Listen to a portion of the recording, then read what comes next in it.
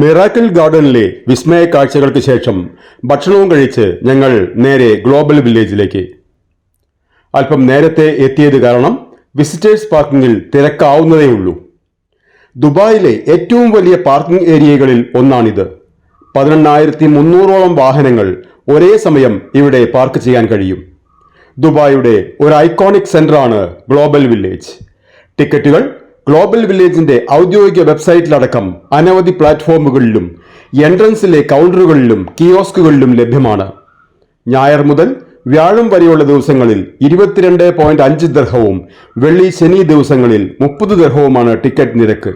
ചൊവ്വാഴ്ചകളിൽ ഫാമിലീസിനും കപ്പിൾസിനും മാത്രമേ പ്രവേശനമുള്ളൂ. 1997 അനവധി കിയോസ്കുകളായി Dubai creek സൈഡിൽ ആരംഭിച്ച ഗ്ലോബൽ വില്ലേജ് ഇന്ന് ഷെയ്ഖ് മുഹമ്മദ് ബിൻ സയ്യിദ് റോഡിന്റെ 37ാം എക്സിറ്റിൽ ലോക ശ്രദ്ധയാർജിച്ച് നിലകൊള്ളുന്നു. വളരെ മനോഹരമായ ഒരു പ്രവേശന കവാടമാണിത്. Gate of the world entrance അഥവാ ലോകത്തിന്റെ പ്രവേശന കവാടം എന്നാണ് ഇതിന്റെ പേര്.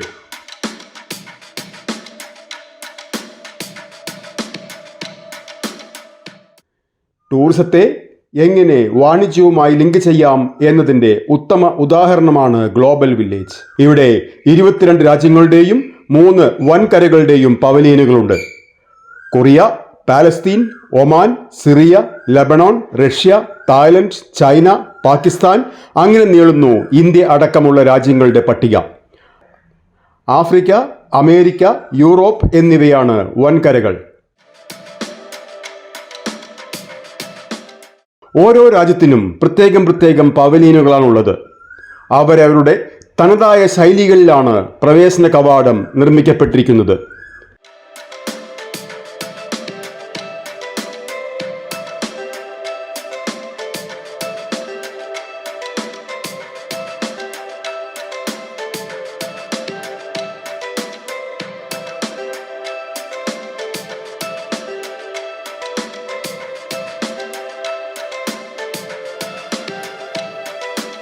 കുവൈറ്റിന്റെ പവലിയനിലാണ് ആദ്യം കയറിയത്. ഫാഷൻ വസ്ത്രങ്ങളും പെർഫ്യൂംസും മറ്റുമാണ് കൂടുതലും.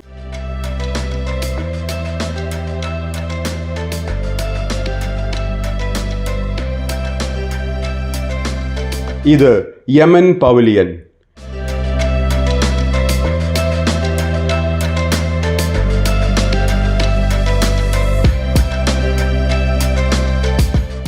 ഇവിടെ മിക്കവാറും സ്റ്റോളുകളിലും തേനാണ്. ലോകപ്രസിദ്ധമാണ് യമനി ഹണി. ഇവിടെ കണ്ടുവരുന്ന സിദർ എന്ന വൃക്ഷത്തിന്റെ പൂക്കളുടെ ഗന്ധം തേനീച്ചകളെ ആകർഷിക്കുന്നുവെന്നും ഏറ്റവും കൂടുതൽ പോഷകങ്ങളും ആന്റി ഓക്സിഡന്റുകളും അടങ്ങിയ ഈ പൂക്കളിലെ തേൻ പല അസുഖങ്ങൾക്കും ഉത്തമ ഔഷധമാണെന്നും പറയപ്പെടുന്നു.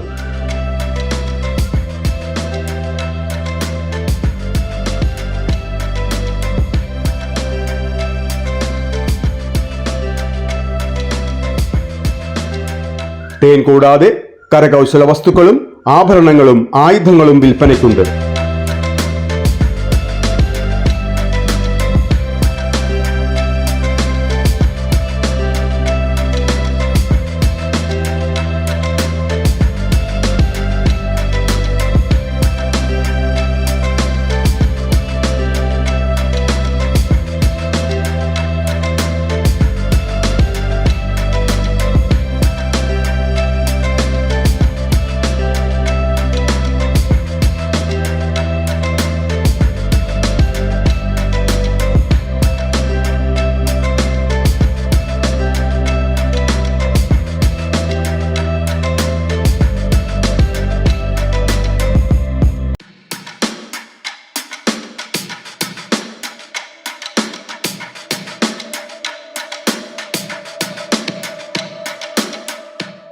Egypt, Morocco, Lebanon, Palestine, Saudi Arabia തുടങ്ങിയ രാജ്യങ്ങളുടെ പവലിയനുകളിലൂടെ ഒരു ഓട്ടപ്രദർശനം നടത്തി ഞങ്ങൾ ഇന്ത്യയുടെ പവലിയനിലെത്തി.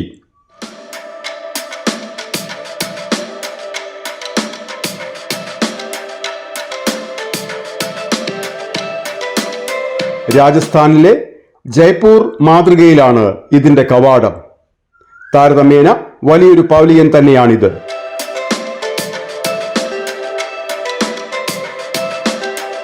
കാശ്മീർ ഷാളുകളും പാദരക്ഷകളും വസ്ത്രങ്ങളുമാണ് പ്രധാനമായും.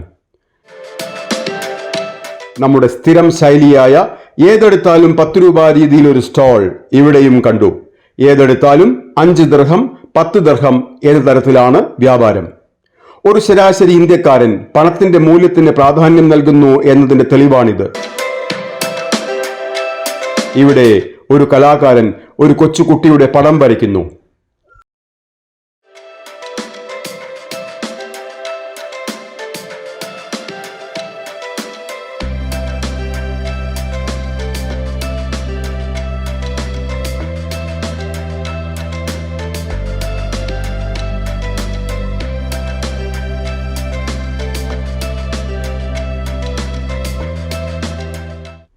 സൂര്യൻ ചക്രവാളത്തിലേക്ക് താഴ്ന്നുകൊണ്ടിരിക്കുന്നു.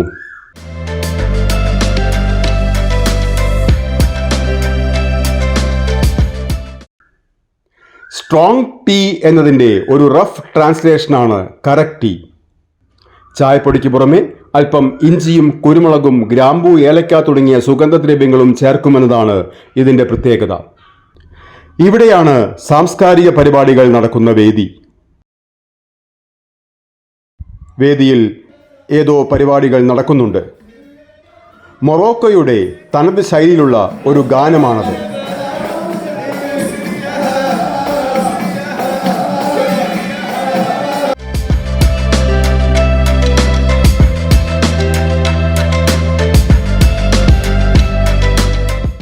ഇന്ന് അരങ്ങേറാൻ പോകുന്ന ബാക്കി കലാപരിപാടികളുടെ ലിസ്റ്റ് ഇവിടെ പ്രദർശിപ്പിച്ചിരിക്കുന്നു. ഓഡിറ്റോറിയത്തിലേക്ക് ജനങ്ങൾ വന്നു തുടങ്ങുന്നതേയുള്ളൂ.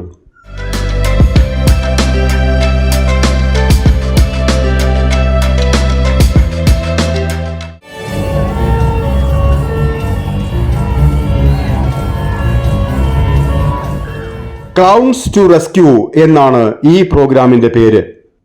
സർക്കസിലെ ക്ലൗൺസിന്റെ പ്രകടനങ്ങളെ അനുസ്മരിപ്പിക്കുന്ന പ്രകടനം.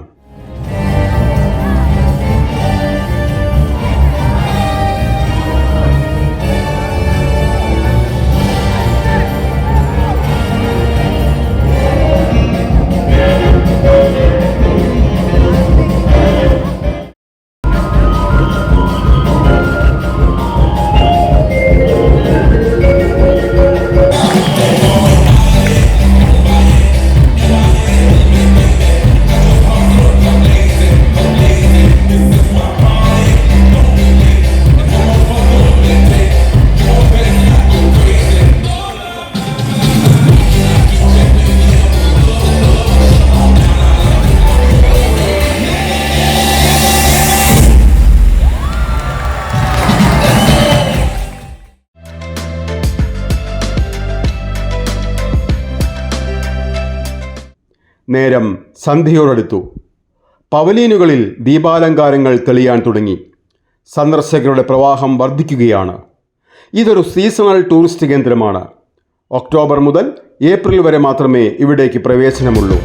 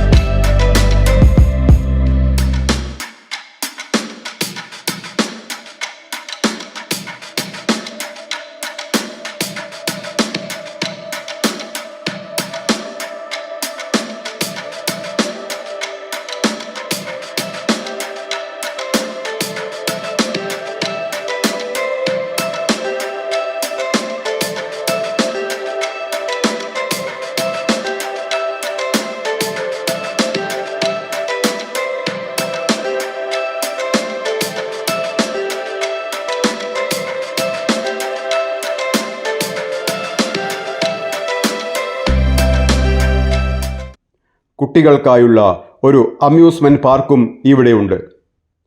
രാത്രി ആയതോടുകൂടി പൂർണ്ണമായും വർണ്ണങ്ങളിൽ കുളിച്ചു നിൽക്കുന്ന ഗ്ലോബൽ സിറ്റിയുടെ കാഴ്ച വർണ്ണനകൾക്കതീതമാണ്.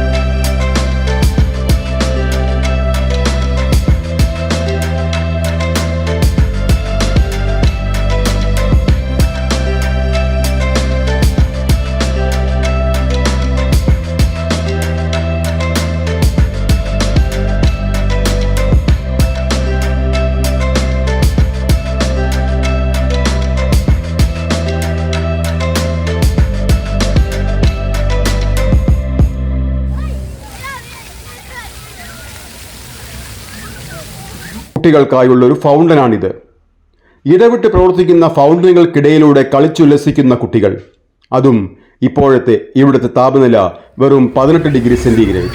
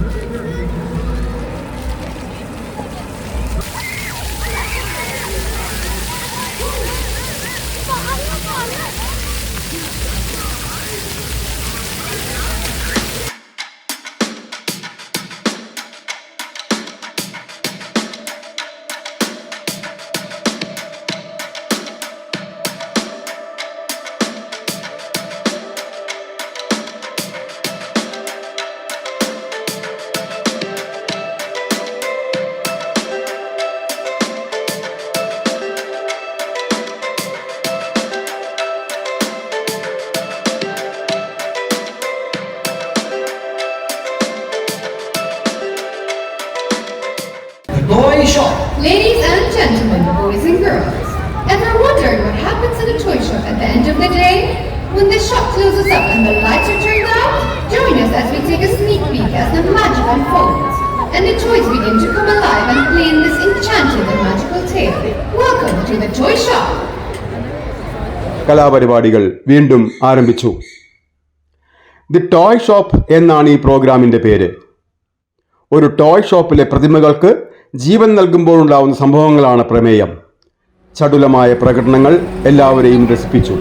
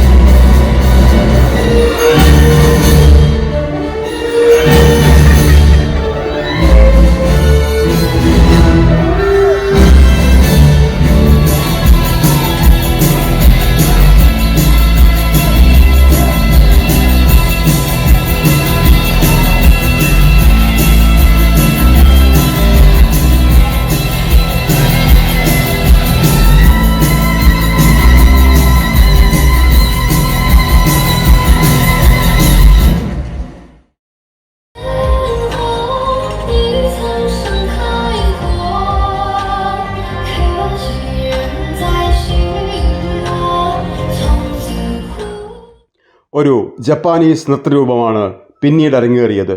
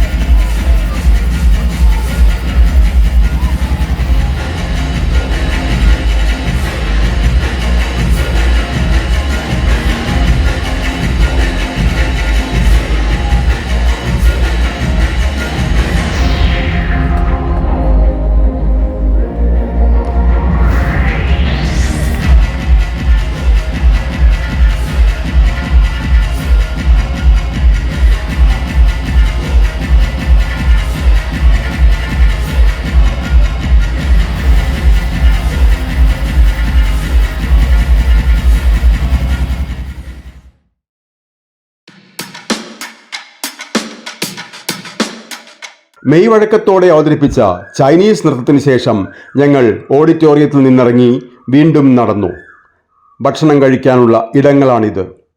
ഇതും പെയ്ഡ് സർവീസാണ്. എക്കണോമി ടൂറിസം എന്ന വാക്കിന് ഇവിടെ യാതൊരു പ്രസക്തിയുമില്ല. ഇവിടെ വരുന്നവർ ജീവിതം ആസ്വദിക്കാനായി എത്തുന്നവരാണ്. അതിനുള്ള എല്ലാ ഉപാധികളും ഇവിടെയുണ്ട്. ഒരു മുസ്ലിം രാഷ്ട്രമായിരുന്നിട്ടും മറ്റ് എമിറേറ്റ്സിലില്ലാത്ത പല റിലാക്സേഷനുകളും ഇവിടെയുണ്ട്. ഇവിടെ സ്പാകളുണ്ട്, മസാജ് പാർലറുകളുണ്ട്. ഇങ്ങനെയൊക്കെയാണെങ്കിലും ഇവിടുത്തെ സാമൂഹ്യ ജീവിതം ഏറ്റവും സുരക്ഷിതമാണ്. ഏതൊരാൾക്കും ഏതു പാതിരാത്രിയിലും ദുബായ് തെരുവീഥികളിലൂടെ സുരക്ഷിതരായി സഞ്ചരിക്കാം. അത്രയും സുരക്ഷിതമാണ് ഇവിടുത്തെ നിയമങ്ങൾ. കൊള്ളയോ കൊലപാതകങ്ങളോ മറ്റക്രമങ്ങളോ വളരെ വിരളമാണ്.